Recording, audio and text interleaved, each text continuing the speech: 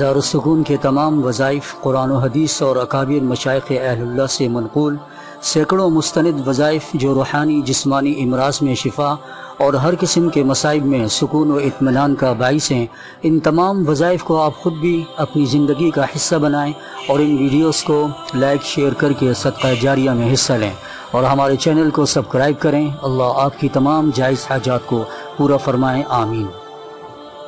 بسم اللہ الرحمن الرحیم۔ مشکلات کو کثرت استغفار سے حل کیجیے۔ استغفار کے معنی ہے اللہ تعالیٰ سے اپنی بخشش چاہنا۔ اللہ تعالیٰ کی طرف سے بندے کی بخشش کا مطلب یہ ہے کہ اللہ تعالیٰ اس بندے کے گناہوں کو دنیا میں بھی پوشیدہ رکھے، اس طرح کہ کسی کو اس کے گناہ کا علم نہ ہونے دے، اور آخرت میں اس کے گناہوں کی اس طرح پردہ پوشی کرے کہ اس کو ان گناہوں کی وجہ سے عذاب میں مبتلا نہ کرے۔ حدیث شریف میں آتا ہے، رسول اللہ صلی اللہ علیہ وسلم نے فرمایا، من لزم الاستغفار جعل اللہ من کل ضیق مخرجا ومن کل ہم فرجا ورزقہ من حیث لا یحتسب۔ ترجمہ اس حدیث کا یہ ہے کہ جو شخص استغفار کرنے کو اپنے اوپر لازم کر لے گا تو اللہ تعالیٰ اس کے لیے ہر تنگی سے نکلنے کا راستہ پیدا فرمائے گا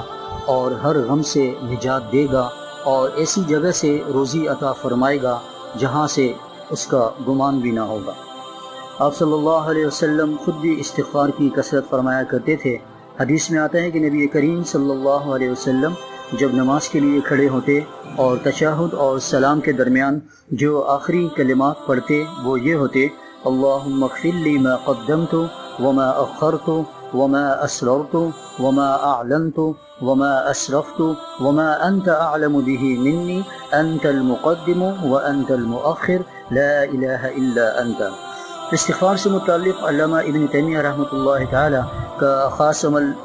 یہ ہے، وہ فرماتے ہیں، جب میرے دل میں کوئی مسئلہ کھٹکے یا کوئی مشکل درپیش ہو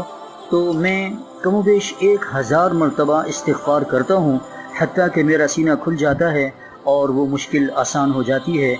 لہٰذا معلوم ہوا کہ کثرت استغفار مشکلات کے حل کرنے کے لیے ایک بہترین نسخہ ہے، اس لیے ہر مرد و عورت کو ہر حال میں، خصوصاً پریشانی اور مصیبت کے وقت میں، خوب اہتمام سے استغفار کی کثرت کرنی چاہیے۔ یہاں حدیث سے ثابت ایک مختصر استغفار